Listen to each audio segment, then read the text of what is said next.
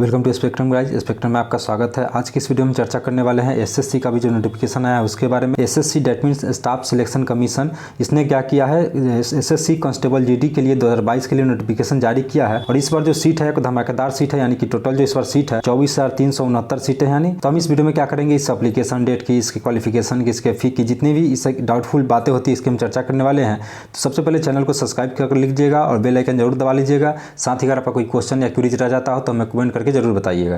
तो चलिए हम वीडियो को शुरू करते हैं और सबसे पहले देखते हैं इसके किस फोर्स में ये अप्लाई होगा, इसके लेकर के देखते हैं। तो सबसे पहले देखते हैं स्टाफ सिलेक्शन कमीशन यानी एसएससी ने किसके लिए नोटिफिकेशन जारी किया है, एसएससी कांस्टेबल जीडी 2022 के लिए। अब ये एसएससी जीडी कांस्टेबल जो 2022 का जो नोटिफिकेशन आया है वो किस किस फोर्स में आपको बहाल किया जाएगा, यहाँ पे लिखा हुआ है बॉर्डर सिक्योरिटी फोर्स बीएसएफ के लिए, सेंट्रल इंडस्ट्रियल सिक्योरिटी फोर्स यानी सीआरपीएफ के लिए, और इंडो तिब्बत बॉर्डर पुलिस यानी आईटीबीपी के लिए, और नारकोटिक कंट्रोल ब्यूरो यानी एनसीबी के लिए, central reserve police force CRPF के लिए, और सेक्रेटरियल सिक्योरिटी फोर्स एसएसएफ के लिए। इसके अलावा असम राइफल एआर और सशस्त्र सीमा बल एसएसबी के लिए इस बार जो है नोटिफिकेशन जारी किया गया है। एप्लीकेशन जो है 27/10/2022 से शुरू हो चुकी है। आप लोग जिन्होंने अप्लाई नहीं किया अप्लाई जल्द से जल्द कर दीजिए। इसके लिए जो लास्ट डेट अप्लाई करने के लिए रखा गया है वो है आपका 30/11/2022, यानी कि 27 से शुरू होगा और 30/11 तक खत्म हो जाएगा। इसका पेमेंट जो है आप 1/12/2022 तक पेमेंट कर सकते हैं, यानी कि लास्ट डेट जो अप्लाई का होगा 30/11, उसके एक दिन बाद आपको एक्स्ट्रा समय दिया जा रहा है कि अगर किसी कारणवश आप पेमेंट नहीं कर पाते हैं तो आप पेमेंट कर सकते हैं। एग्जाम डेट की बात करें तो जनवरी 2023 के लिए फिक्स कर दिया गया है। अब जनवरी में डेट क्या होगा ये जल्द ही कंफर्म हो जाएगा, और जैसे ही जनवरी में किस डेट को एग्जाम शुरू होगा उससे पहले आपको एडमिट कार्ड आ जाएगा, यानी बिफोर द एग्जाम। अब बात करते हैं एप्लीकेशन फ़ी की। तो एप्लीकेशन फ़ी के लिए इसको जनरल, ओबीसी और ईडब्ल्यूएस के जो भी कैंडिडेट होंगे उन्हें 100 रुपये पे करने होंगे। और ध्यान रखिएगा ये 100 रुपये जो होगा वो सिर्फ बॉयज के लिए होगा, यानी बॉयज कैंडिडेट जो भी होंगे जनरल, ओबीसी और ईडब्ल्यूएस कैटेगरी के, उन्हें 100 रुपये पेड करने होंगे। और एससी यानी शेड्यूल कास्ट और शेड्यूल ट्राइब एसटी के जो भी कैंडिडेट होंगे उन्हें कोई फी नहीं देना है। इसके अलावा फीमेल कैंडिडेट जो भी होंगी, चाहे वो किसी भी कैटेगरी की हो, चाहे जनरल की हो, ओबीसी की हो, ईडब्ल्यूएस की हो, या एससी की हो या एसटी की हो, उन्हें भी कोई एग्जाम फी नहीं देने की जरूरत नहीं है। आप इसका एग्जाम फी जो है अपने डेबिट कार्ड के जरिए या क्रेडिट कार्ड के जरिए या नेट बैंकिंग के जरिए या ई चालान के माध्यम से आप क्या करें, इसका आप पेमेंट कर सकते हैं। तो सबसे बेटर होगा या डेबिट कार्ड या क्रेडिट कार्ड या नेट बैंकिंग का यूज करें। अब आगे देखते हैं एज लिमिट को लेकर के। तो एज लिमिट 1/1/2023 तक काउंट किया जाएगा, यानी कि लास्ट जो आपका कट ऑफ एज का होगा डेट वो होगा 1/1/2023, यानी कि इस डेट तक आपका जो भी रिक्वायरमेंट है एज को लेकर के वो पूरा हो जाना चाहिए। इसके लिए जो मिनिमम एज रखा गया वो 18 साल रखा गया है, और जबकि मैक्सिमम एज की बात करें तो 23 साल। देन सबसे इंपॉर्टेंट जो इसका पार्ट है वो है कि इस बार कोविड पेंडेमिक को ध्यान में देखते हुए गवर्नमेंट ने क्या किया है, ग्रैंड 3 ईयर क्या किया है, एज रिलैक्सेशन दिया है। लेकिन ध्यान रखिएगा ये अपर एज लिमिट में, यानी कि जिनका एज 23 साल से एबव हो चुका होगा, यानी कि 3 साल का इसमें क्या दिया गया है, छूट दिया गया है। तो जिनका एज 23 साल हो गया होगा उन्हें क्या होगा, 3 साल का एक्स्ट्रा मिलेगा, यानी जिनका 26 हो गया होगा वो भी अप्लाई कर सकते हैं। और ध्यान रखिएगा कोविड पेंडेमिक को ध्यान में रखते हुए, आप सबको पता है कि कोविड पेंडेमिक के कारण से लगभग 2-3 साल बर्बाद हो गए थे, इसको ध्यान में रखते हुए 3 साल का एज रिलैक्सेशन दिया गया है, अपर एज वालों के लिए दिया गया है। और ये सिर्फ इसी टाइम के लिए, 1 टाइम के लिए दिया गया है।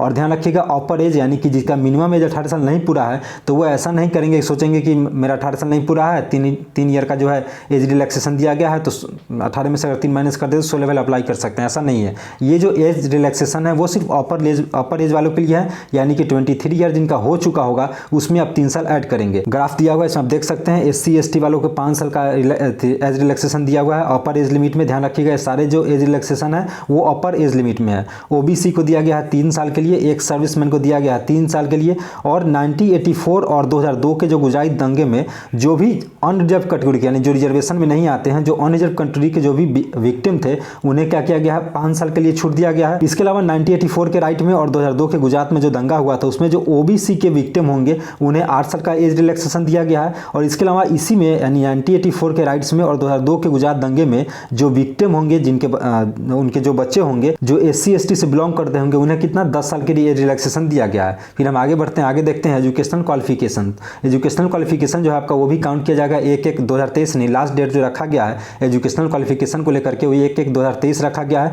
The candidate must have passed matriculation or class 10th examination for recognised board and university in India, यानी कि इस फॉर्म को फिल करने के लिए आपको मैट्रिक पास होना होगा या मैट्रिक के समकक्ष अगर कोई कोर्स है तो उसका वो आपका कंप्लीट होना चाहिए भारत के किसी भी बोर्ड से या यूनिवर्सिटी से। All the candidate who are called the document verification will be required to produce the relevant certificate such as marksheet, provisional certificate, यानी कि जब आप एग्जाम पास कर जाएंगे, अब जब आपको आपको डॉक्यूमेंट वेरिफिकेशन के लिए बुलाया जाएगा तो आपको यहाँ जो भी रिलीवेंट सर्टिफिकेट होगा वो आपको वहाँ पे दिखाना होगा, जैसे कि मार्कशीट हो गया, प्रोविजनल हो गया, ये 10th का आपका वहाँ पे पूछा जाएगा। इसके अलावा इंसेंटिव मिलेगा, जो भी एनसीसी सर्टिफिकेट होल्डर होंगे उन्हें कुछ इंसेंटिव दिया गया है, जैसे कि इन्हें क्या क्या मिलेगा, जिनके पास एनसीसी का सी सर्टिफिकेट होगा उन्हें 5% का क्या होगा, मैक्सिमम मार्क्स ऑफ एग्जामिनेशन यानी कि 5% का उन्हें जो एग्जाम होगा उसमें डिस्काउंट दिया जाएगा, इंसेंटिव दिया जाएगा। एनसीसी बी का जिनके पास बी सर्टिफिकेट होगा उन्हें 3% का इंसेंटिव भी मिलेगा, और जिनके पास ए सर्टिफिकेट होगा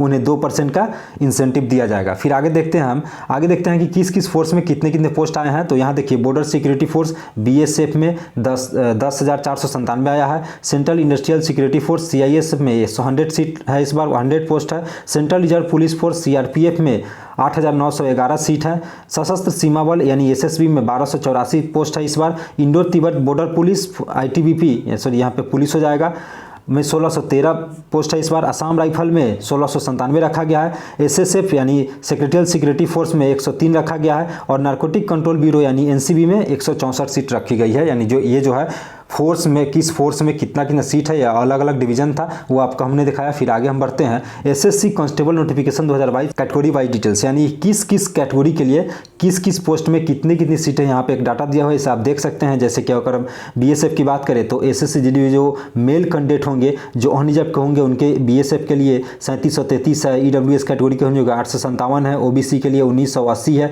एससी के लिए 1405 है, और एसटी के लिए 917 है। और ये जो है ये सिर्फ मेल कैंडिडेट के लिए। उसी तरीके से हम फीमेल कैंडिडेट को देखें तो जो फीमेल कैंडिडेट जो अनरिजर्व होंगी वो 661 होगा। ईडब्ल्यूएस के लिए 158 रखा गया है, ओबीसी के लिए 348 रखा गया है, एससी के लिए 245 रखा गया है, एसटी के लिए 163 रखा गया है। तो यहाँ पे आप ये चार्ट देख सकते हैं, इसमें किस किस फोर्स में किस किस कैटेगरी के लिए कितना सीट है आपको चार्ट दिया हुआ है, या तो आप देख सकते हैं, ऐसे आप स्क्रीनशॉट ले सकते हैं। फिर हम आगे बढ़ते हैं, आगे देखते हैं फिजिकल एलिजिबिलिटी यानी कि आपको शारीरिक क्षमता आपका क्या होना चाहिए। तो जो भी मेल कैंडिडेट होंगे जनरल ओबीसी और एससी के लिए ध्यान रखिएगा, जनरल ओबीसी और एससी का जो भी मेल कैंडिडेट होंगे उनका हाइट कितना होना चाहिए, उनका हाइट 170 सेंटीमीटर होना चाहिए, और उनका चेस्ट जो है 80 से 85 सेंटीमीटर होना चाहिए। और रनिंग की बात करें तो उन्हें 24 मिनट में 5 किलोमीटर दौड़ना होगा। ठीक है, उसके बाद देखते हैं एसटी कैटेगरी के लिए। तो जो एसटी का जो मेल कैंडिडेट होगा उसका हाइट होना चाहिए 162.5 सेंटीमीटर, और उसका चेस्ट होना चाहिए 76 से 80 सेंटीमीटर, और उसे 24 मिनट में 5 किलोमीटर दौड़ना होगा। यानी कि आप एससी, ओबीसी या जनरल या एसटी किसी भी कैटेगरी के अगर मेल कैंडिडेट हैं तो आपको रनिंग के लिए सेम रखा गया है 24 मिनट और 5 किलोमीटर। फिर हम बात करते हैं फीमेल की। तो फीमेल में जो जनरल ओबीसी और एससी, ध्यान रखिएगा, जनरल ओबीसी और एससी के जो फीमेल कैंडिडेट होंगे उनका हाइट होना चाहिए 157 सेंटीमीटर, और फीमेल का चेस्ट जो है मेजरमेंट नहीं किया जाता है, और रनिंग के लिए 8.5 मिनट में दिया गया है, यानी 8.5 मिनट में उन्हें कितना दौड़ना होगा, 1.6 किलोमीटर दौड़ना होगा। उसी तरीके से हम बात करें अगर एसटी कैटेगरी के, तो जो एसटी के जो मेल कैंडिडेट होंगे उन्हें उनका जो हाइट होना चाहिए 150 सेंटीमीटर होना चाहिए, और इनका भी चेस्ट मेजरमेंट नहीं किया जाएगा, और इन्हें भी 8.5 मिनट में 1.6 किलोमीटर का दौड़ लगाना होगा। यानी कि मेल कैंडिडेट चाहे जनरल का हो, ओबीसी का हो, या एससी का हो, या एसटी का हो, उन्हें 24 मिनट में 5 किलोमीटर दौड़ना है,